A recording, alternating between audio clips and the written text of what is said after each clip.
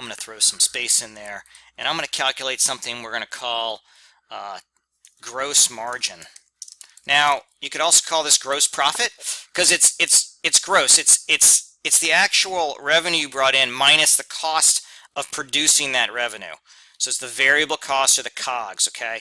I'm going to call it gross margin. People call it all kinds of different fucking things because that's what people do. And we're going to do a total variable costs here. Okay, I'm actually going to put a line here just so I can visually see that I'm doing something with this, okay? So I'm going to sum these. This is pretty simple stuff. I'm going to sum these guys. All right. All right. Now, technically, a margin would be a percent, so we can call this gross profit. We'll call it gross profit. Okay.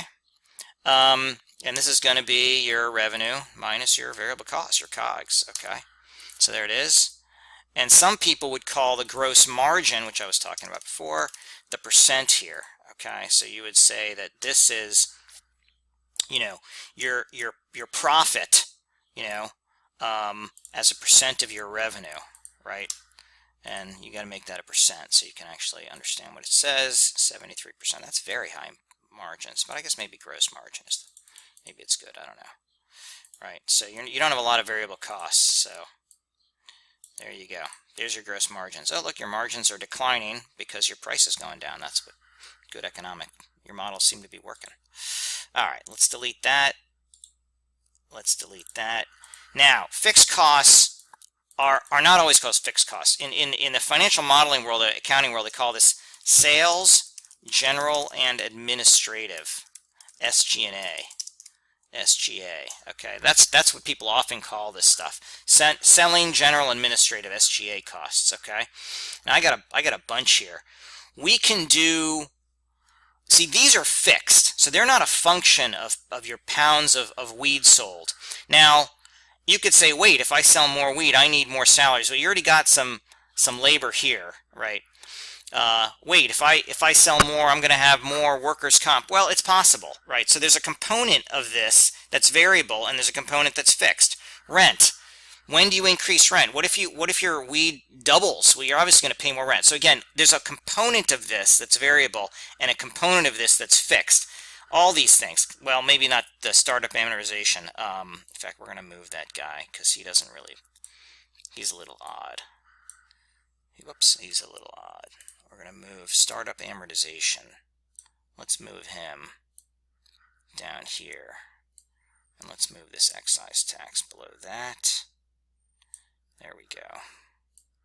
Insurance is probably pretty fixed. Even if you grow, you're probably going to pay the same insurance. But we're not going to worry about that. I mean, you can get pretty detailed. You know, for a 3-year model, unless you're assuming some massive change in your weed poundage, you're probably okay. This should go up here. I've seen people make these percentages italics to differentiate them. Italics doesn't look very different on Google spreadsheets. All right, this is looking a little nicer. So let's total up these fixed costs. Total fixed costs. Okay. And again, we're gonna do something here. These I entered.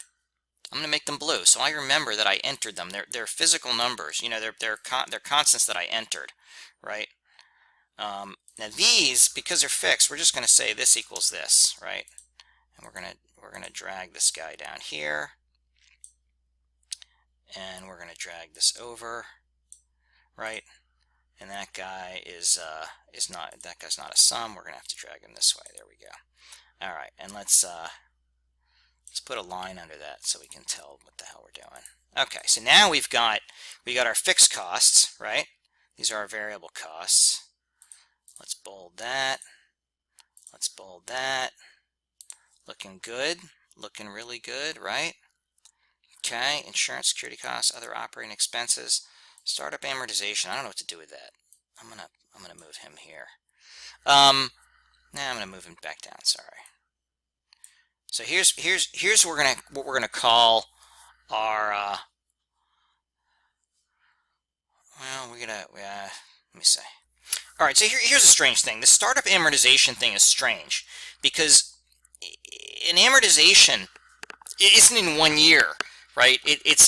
Startup amortization is, let's say you spend $100,000 in legal costs to get your license and stuff. That's an expense, but it's a capitalized expense, which means it's something you can add to your balance sheet. Okay, cash goes out, okay, but you can expense it over a period of time. You don't necessarily take it all at once, so it's kind of weird. And I'm gonna shove this guy way down here and forget about him for now. Okay. Now, right here, if you were to say, hey, this is some kind of profit. Okay, I got my revenue. Okay, I got my revenue, and I take off my variable costs, and I take off my fixed costs. What do I got? This is some kind of profit. Okay. Now, what do you call this? I think a lot of people would call this net profit. Okay, but maybe it's not, because you haven't paid any taxes on it. Okay, but of course you pay taxes on profit. It's certainly not what you're going to put in your pocket, right?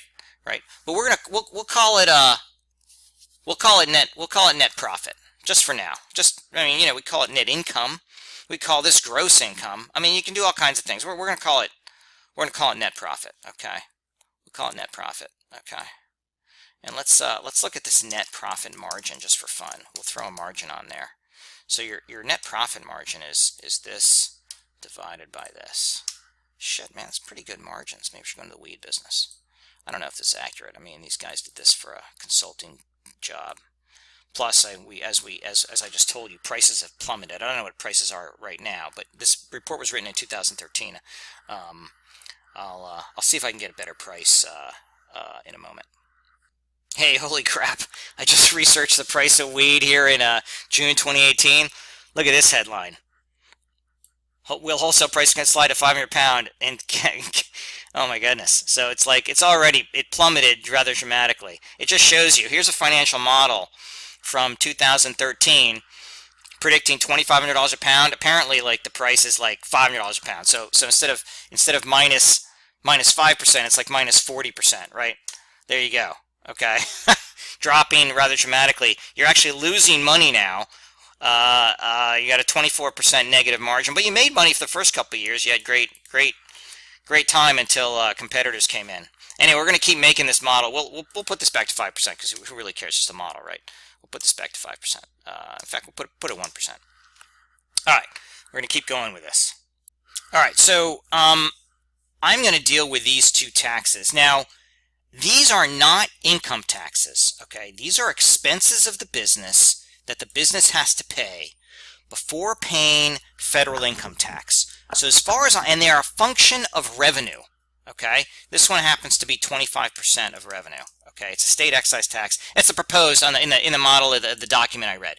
And it may not, I don't know if the law actually went that way. It doesn't really matter. I'm modeling this. I'm just trying to make a model. So I'm going to say it's 25% of revenue. I'm actually not going to call this a regular tax. I'm going to consider this an expense of the business, okay? So this is a function of revenue, right, times the tax, and the tax is a constant, okay? And there it is. There's my 2420, which matches the document. And that's a function of revenue. And this one is 25% of revenue. Amazing that, how different they are.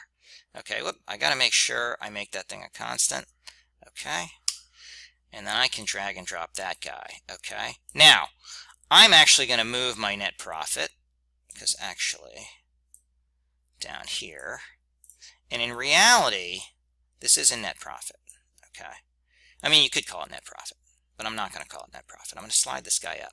I haven't taken out any interest, any taxes, or any depreciation.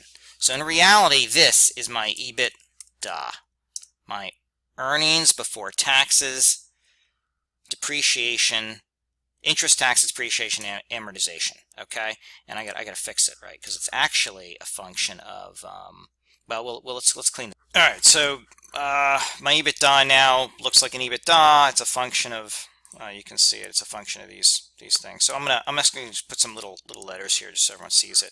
That's C. That's D. Right? That's E is fixed costs.